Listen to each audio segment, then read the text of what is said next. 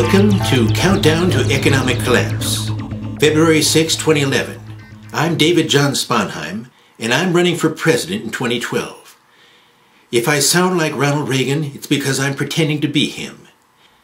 I know you're looking at me right now wondering, why is this strange person, David John Sponheim, imitating Ronald Wilson Reagan? Well, it's because he has to. The American people have stopped listening to people in the middle of the political spectrum.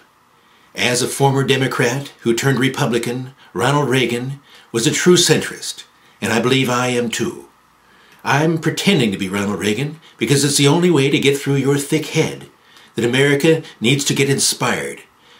If I were alive today, our country would be asking questions like, do we believe that a good government is a big government? Do we believe that too many multinational influences over our currency is something that's a good thing? I believe that our country can get ahead of its debt. And I also believe that with the strong leadership of David John Sponheim, we will gain control over our nation's borders, getting a stronger national security for our people, and bring our troops home from wars that are unnecessary. It is the purpose of great government to provide security and safety to the American people. It is not the purpose of government to drain our nation's coffers and put people on the street. With over 1.6 million people homeless, America has now become a nation in jeopardy. I believe that we can do better. I believe that our country can grow like no other country in the world. In this present crisis, government is not the solution to our problem. Government is the problem. Concentrated power has always been the enemy of liberty. Government does not solve problems, it subsidizes them. Government's view of the economy could be summed up in a few short phrases. If it moves, tax it. If it keeps moving, regulate it. And if it stops moving, subsidize it. Government always finds a need for whatever money it gets. Government exists to protect us from each other. Where government has gone beyond its limits is in deciding to protect us from ourselves.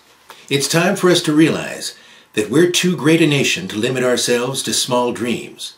We're not, as some would have us believe, doomed to an inevitable decline.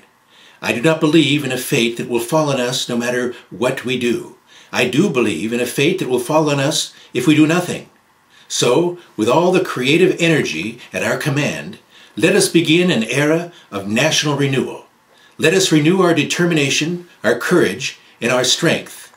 And let us renew our faith and our hope. We have every right to dream heroic dreams.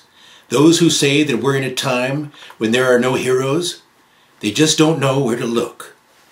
The truth is, there are no simple answers.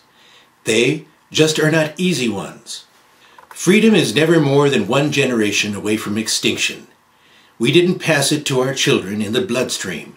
It must be fought for, protected, and handed on for them to do the same. The future doesn't belong to the faint-hearted. It belongs to the brave. I would love to come back from the grave and say what a fine man David John Sponheim would be as your president.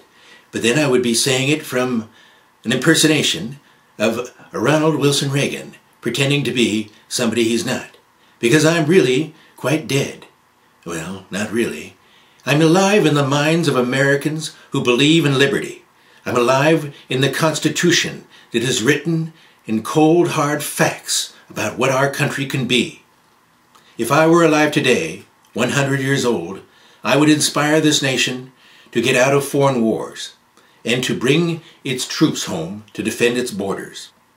I will do my very best from the grave, inspiring leaders like David John Sponheim to become a great president. And I surely hope that the American people will understand that it's too bad David had to pretend to be Ronald Wilson Reagan to get the message across. Okay, you're getting a little bored. Well, that's why I moved forward to the camera and talked directly to you, the American people. As your president, I believe that if our country were to gain control over its focus ability and camera work, we could get a better nation. So I urge all of you to take a video camera and zoom in and out, like I'm doing, so that you can gain access to the American YouTube audience.